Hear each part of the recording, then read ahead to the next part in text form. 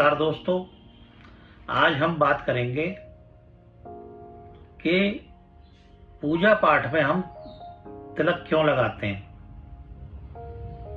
और कौन सा तिलक किस देवता का कारक है और तिलक को कैसे और कब लगाना चाहिए और तिलक का क्या महत्व है। तो दोस्तों, तिलक हमारी पहचान होती है।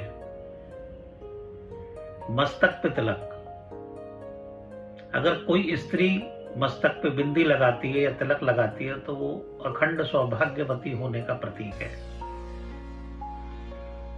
ऐसी स्त्री अखंड सौभाग्यवती होती है।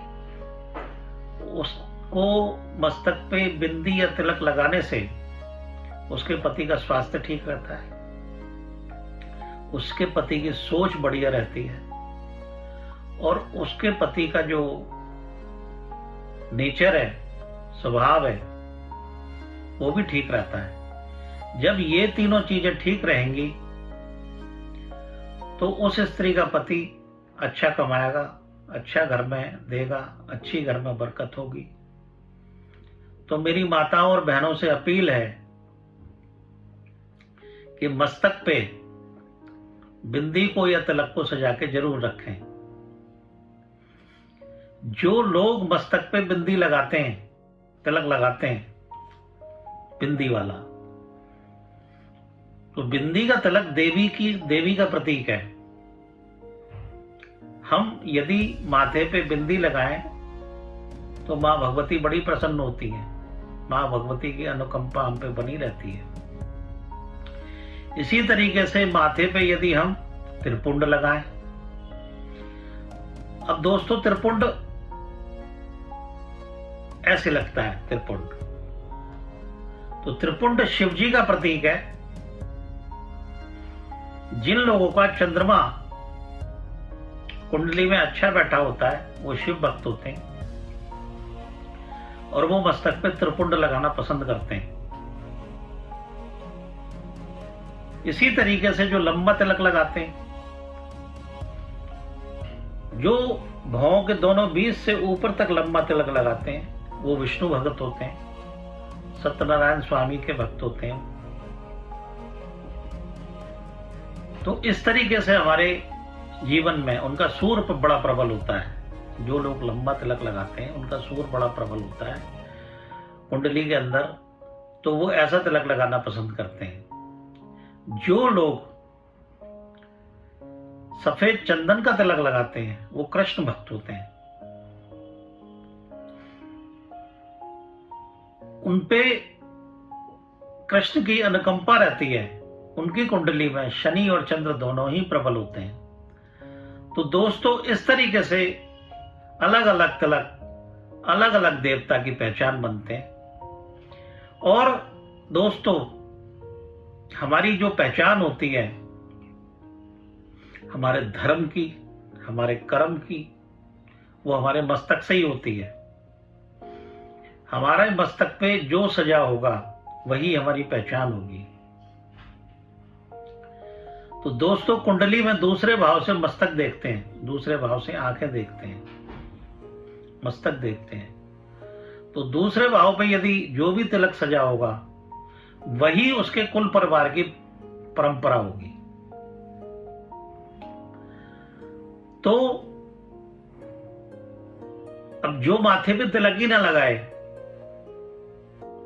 आज तो जनरेशन बदल रही है, आज कोई तिलक लगाना पूजा पाठ में भी पसंद नहीं करते, तो नॉर्मल जिंदगी में क्या लगाएंगे।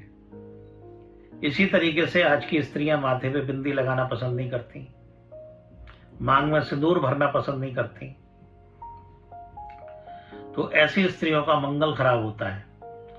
और जो पुरुष अपने मस्तक पे तिलक नहीं लगाता तो उसके धर्म का पता नहीं चलता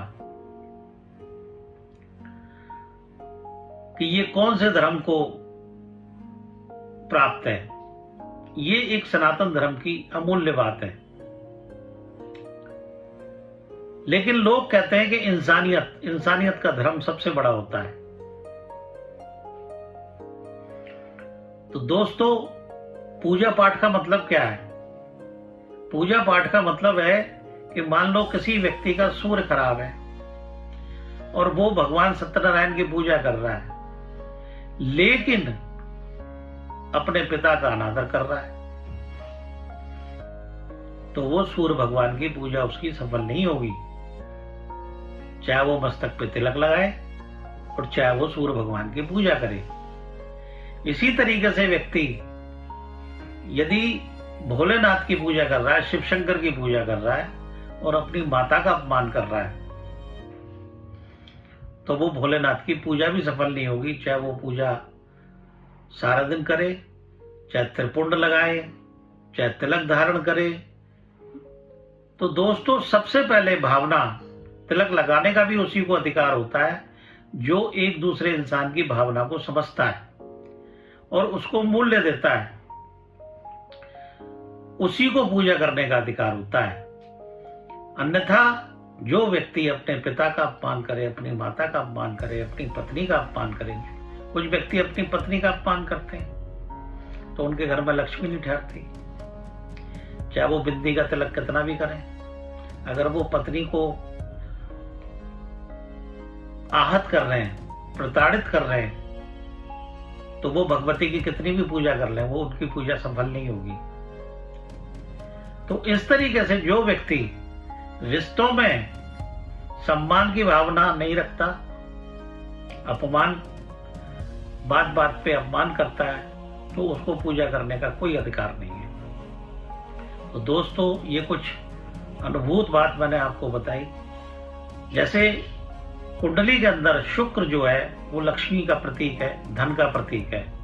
तो जो व्यक्ति अपनी लक्ष्मी की इज्जत करता है, अपनी पत्नी की इज्जत करता है, अपनी पत्नी की सलाह लेके काम करता है, तो उसके घर में लक्ष्मी की बरकत होती है और शुक्र उस पर मेहरबान रहते हैं और जीवन में हर सुख और ऐश्वर्य की उसे प्राप्ति होती है।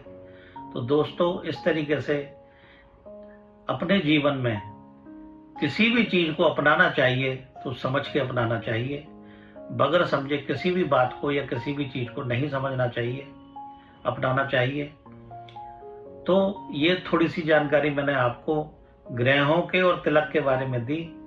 मुझे उम्मीद है कि आपको पसंद आएगी और आप अपने जीवन में अमल में लाके फायदा उठाएंगे। धन्यवाद।